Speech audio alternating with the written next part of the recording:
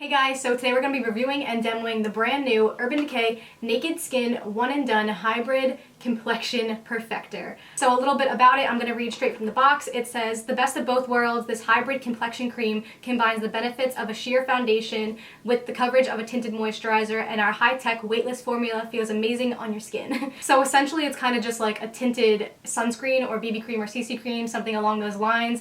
That's what I'm thinking it's going to be like. I haven't tried this yet. It's going to be a first impressions. So we're just really going to jump right in. I'm going to be using a beauty blender on one side to blend it out and a brush on the other side, as always.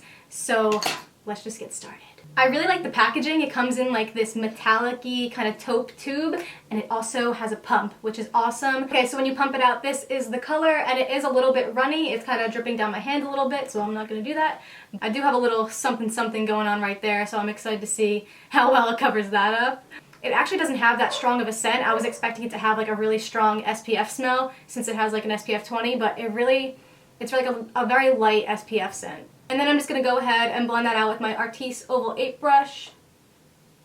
So that was the first pass. It's definitely a really sheer coverage. You can definitely still see a lot of the redness from that blemish showing through, but like it does a really good job at evening out the skin tone, and it feels really good on the skin. It feels very like hydrating. It blended out really good. It's not really clinging to any dryness. You guys know I do have a lot of redness to my skin, so it did do like a really good job at evening things out, but like you could still see my skin showing through it, but it's like a nice kind of showing through it, if that makes any sense. Like it looks just very natural and nice on the skin. I'm really liking the way it's looking and feeling so far. I am going to try and like build that up a little bit where that blemish is, just to see if it covers a little bit more. I'm kind of just going to dab it on with the beauty blender. Let's see what happens. So you can get a little bit more coverage out of it that way. It's definitely a nice light to medium coverage.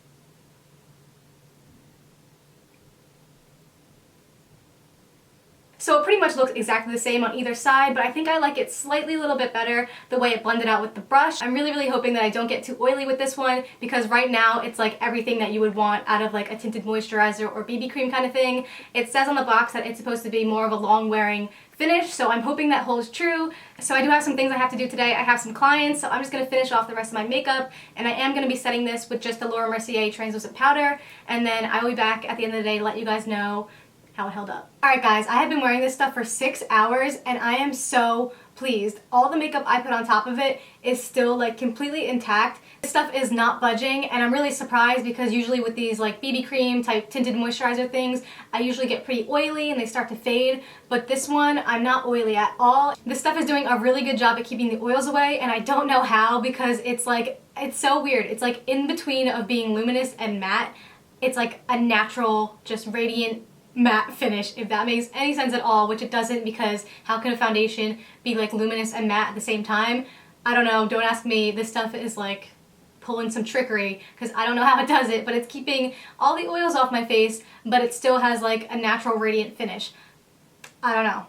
Keep in mind that I did set it with the Laura Mercier translucent powder. That could have something to do with it prolonging the wear time of this stuff. So I guess I would recommend setting it if you want to get like the maximum wear time out of it. It's probably the best way to go. It's definitely a great product for the summertime when you want something that's like effortless, feels light on the face, also gives you that protection and a nice little bit of coverage. This is definitely similar to the new release of the NARS matte skin tint that just came out, but that one has an SPF 30 in it. But I do think I like this one a little bit better because it kind of gives more of a natural finish, and the NARS Matte Velvet Skin Tint kind of gives more of like a matte finish. But right now, since I haven't gotten oily at all, I can totally recommend this stuff for all skin types. I think that anyone can wear it, dry, oily, combo, whatever. I think it's going to work great with everyone. Really, the only downfall of this stuff is that the shade selection isn't that big, so there's only a couple shades to choose from. But hopefully everyone can find their shade, because I think you guys should all go try this out if you're looking for like a perfect kind of BB tinted moisturizer for the summertime.